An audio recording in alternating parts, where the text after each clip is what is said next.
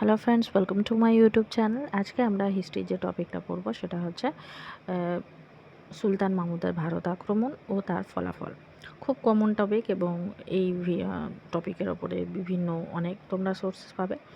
আজকে এই টপিক আলোচনা করতে গিয়ে ভারত আক্রমণে সুলতান মাহমুদ কী ফল রেখেছিলেন, তার তাৎক্ষণিক ফল, দূরবর্তী ফল কী কী হয়েছিল সেগুলোতে দেখব। তার পাশাপাশি সুলতান মাহমুদ বা মেহমুদ গাজনবী সম্পর্কে কিছু কিছু এক্সট্রা তথ্য দেওয়ার চেষ্টা করব, যেগুলো স্পেশালি যারা হিস্ট্রিকে একটু সাবজেক্ট হিসেবে প্রিপারেশন করছো বা অন্যান্য কম্পিটিটিভ এক্সামে হিস্ট্রি সাবজেক্টকে নিচ্ছ ডেসক্রিপটিভ হিসেবে, বা যারা হিস্ট্রি নিয়ে পড়াশোনা করছো তাদের ক্ষেত্রে কিছু কিছু ইনফরমেশান আশা করছি এখানে কাজে লাগবে। তো ভিডিও স্টার্ট করার আগে বলি, যারা চ্যানেলে ফার্স্ট টাইম ভিজিট করছো তারা কিন্তু অবশ্যই চ্যানেলকে সাবস্ক্রাইব করো, আর সাবস্ক্রাইব বাটনের পাশে যে বেল আইকন রয়েছে সেখানে অলে ক্লিক করো, তাহলে যখনই আমি কোনো নতুন ভিডিও তোমাদের জন্য আপলোড করব তার নোটিফিকেশান তোমাদের কাছে পৌঁছে যাবে। আর যদি ভিডিও ভালো লাগে তাহলে অবশ্যই ভিডিওকে একটা ছোট্ট লাইক করো, তোমার বন্ধুদের সাথে বেশি করে শেয়ার করো, যাতে আমার রিচ আরও বেশি করে তোমাদের কাছে পৌঁছায় এবং আরও ভালোভাবে যাতে আমরা প্রিপারেশন করতে পারি। তো চলো আজকের টপিকে যাওয়া যাক।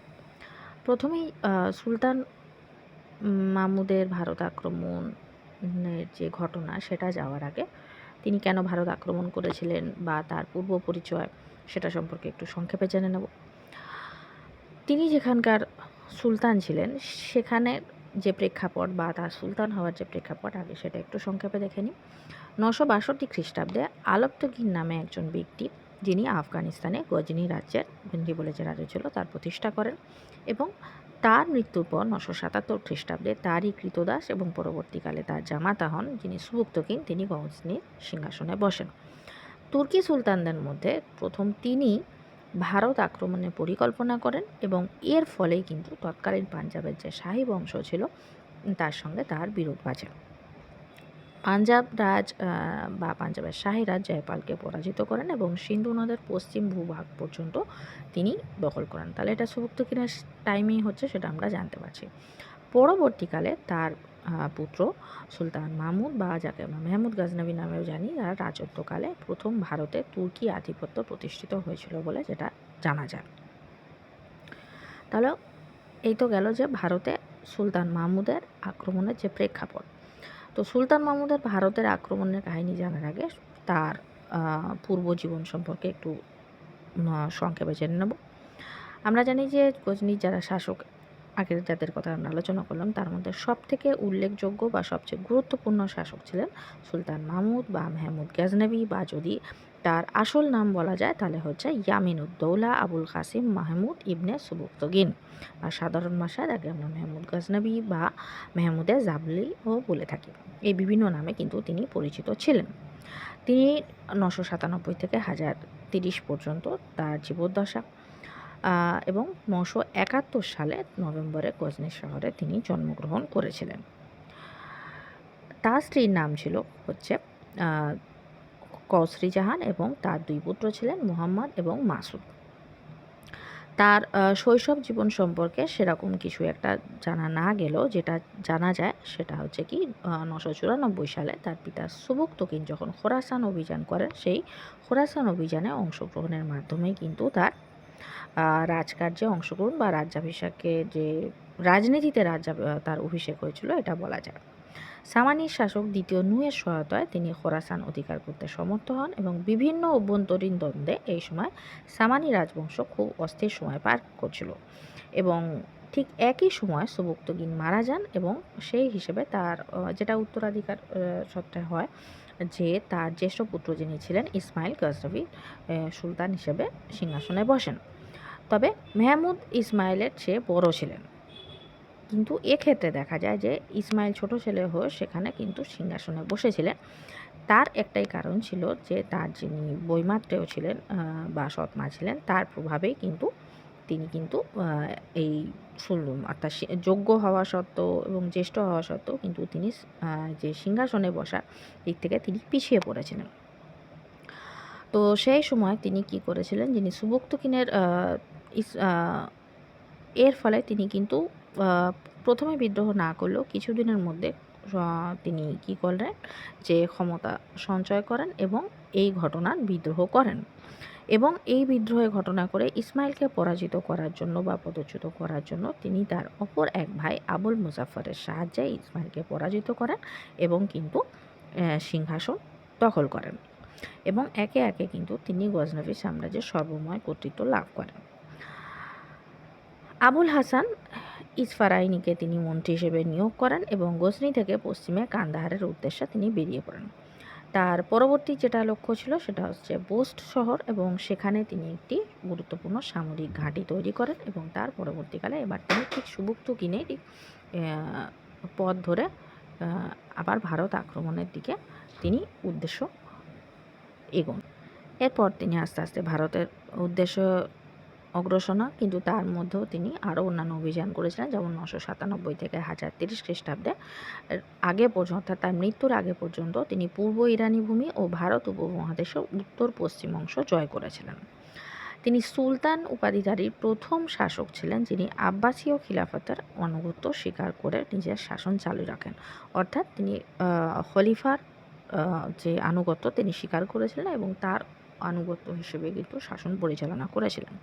তিনি 1000 খ্রিস্টাব্দ থেকে 1027 খ্রিস্টাব্দের মধ্যে বিভিন্ন ঐতিহাসিক তথ্য থেকে জানা যায়, যার মধ্যে ঐতিহাসিক হেনরি ইলিয়টের মতামতটাই বেশি প্রচলিত বা সেটা বেশি প্রাধান্য পেয়েছে। তার মধ্যে প্রায় মোট 17 বার তিনি ভারত আক্রমণ করেছিলেন এবং এই 17 বার ভারত আক্রমণের মধ্যে দিয়ে তিনি কিন্তু যেটা করেছিলেন যে ভারত ছিল কি ভারত প্রচুর ধনসম্পত্তি ছিল এবং তৎকালীন যে হিন্দু যে দেবদেবীর মন্দিরগুলো ছিল সেগুলো ধনসম্পদে প্রাচুর্য ছিল এবং সেই ধনসম্পদ লুট করার উদ্দেশ্যেই কিন্তু তিনি প্রচুর ভারতে আক্রমণ করেছিলেন এবং ভারতের প্রচুর মন্দির তিনি লুট করেন, দেবদেবীর মূর্তি ভঙ্গ করেছিলেন।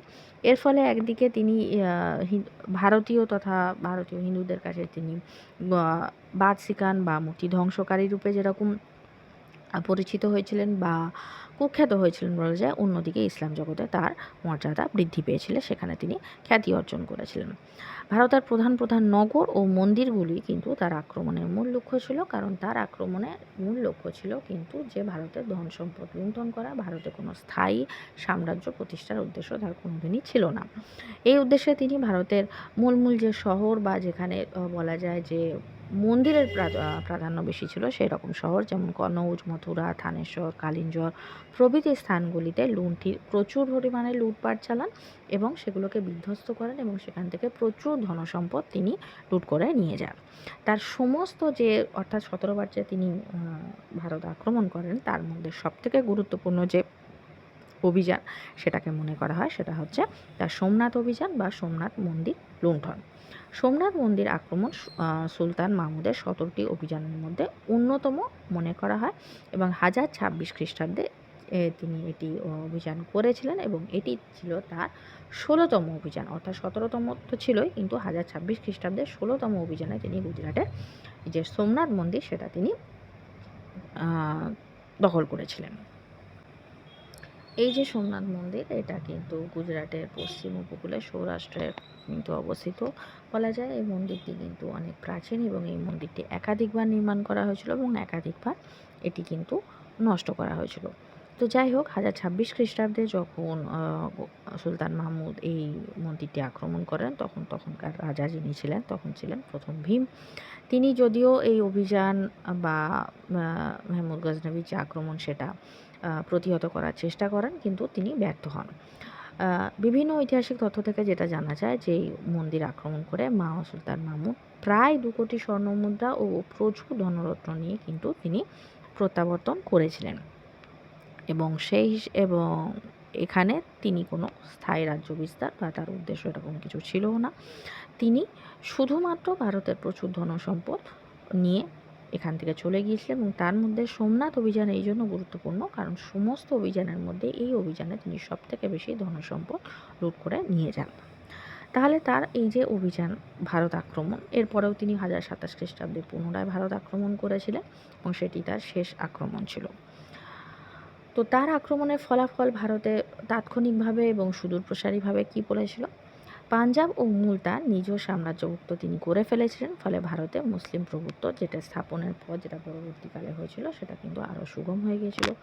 ভারতে প্রচুর ধনসম্পদ তার বারবার আক্রমণের ফলে লুণ্ঠিত হয়েছিল এবং তৎকালীন যে ভারতের যে উত্তর পশ্চিম প্রান্তের যে রাজনৈতিক পরিস্থিতি সেটাও কিন্তু অনেকটা দুর্বল হয়ে গেছিলো, যা পরবর্তীকালে আক্রমণকারীদের জন্য পথ আরও প্রশস্ত করে দিয়েছিল। এছাড়াও ব্যবসা বাণিজ্যে প্রচুর ক্ষতিগ্রস্ত হয়। উত্তর পশ্চিম ভারত দিয়ে যে এশিয়া মাইনর অঞ্চলে বা অন্যান্য অঞ্চলে যে বাণিজ্য ছিল সেটাও কিন্তু সেই পথও কিন্তু বারবার লুণ্ঠনকারীদের বা আক্রমণের ফলে কিন্তু সেই ব্যবসা বাণিজ্য ক্ষতিগ্রস্ত হয়েছিল। এছাড়া পরবর্তীকালে মোহাম্মদ ঘুরির আক্রমণের পথ প্রশস্ত হয়, যেটা আমি আগেই বললাম। এছাড়া এর একটা সুপ্রভাব পড়েছিল, সেটা হচ্ছে কি মধ্য এশিয়া ও পশ্চিম এশিয়ার সঙ্গে ভারতের বাণিজ্যিক সম্পর্ক মাঝে কিন্তু কেটে গিয়েছিল, সেটা কিন্তু পুনরায় স্থাপিত হয়েছিল। কারণ যে গজনি থেকে যে এখানে যে বারবার আসলো তার পক্ষে যে বাণিজ্যিক যে সম্পর্ক ছিল সেটা হয়েছিল। এবং তার থেকেও আরেকটা গুরুত্বপূর্ণ ব্যাপার যেটা ছিল সেটা হচ্ছে কি এই তুর্কি আক্রমণের সূত্র ধরেই কিন্তু এদেশে সুফি সাধকদের আগমন ঘটে, এবং যার ফলে কিন্তু পরবর্তীকালে আমরা যেটা সুলতানি যুগে পরবর্তীকালে দেখবো, যখন সুলতানি পড়ব, যে ভক্তি আন্দোলন সুফি আন্দোলন হয়েছিল, সেই সুফি আন্দোলনের সূত্রধারাও কিন্তু এখান থেকে শুরু হয়েছিল, যার সুপ্রভাব হিসেবে দেখা দিয়েছিল। পরবর্তীকালে হিন্দু মুসলিম উভয়ের মধ্যে প্রেম, ভক্তি এবং মৈত্রীর আদর্শ প্রচার হয়েছিল এবং হিন্দু মুসলিমদের মধ্যে যে ঐক্যবদ্ধতা, সমন্বয় পথ সেটা তৈরি করেছিল। তাহলে আজকের ভিডিও এই পর্যন্ত। যদি ভিডিও ভালো লেগে থাকে তাহলে অবশ্যই ভিডিওকে একটা ছোট্ট লাইক করো। যারা চ্যানেলে নতুন, চ্যানেলকে সাবস্ক্রাইব করো, আর সাবস্ক্রাইব বাটনের পাশে থাকা যে বেল আইকন রয়েছে সেখানে অলে ক্লিক করো। তাহলে যখনই আমি কোনো নতুন ভিডিও তোমাদের জন্য আপলোড করব তার নোটিফিকেশান তোমাদের কাছে পৌঁছে যাবে।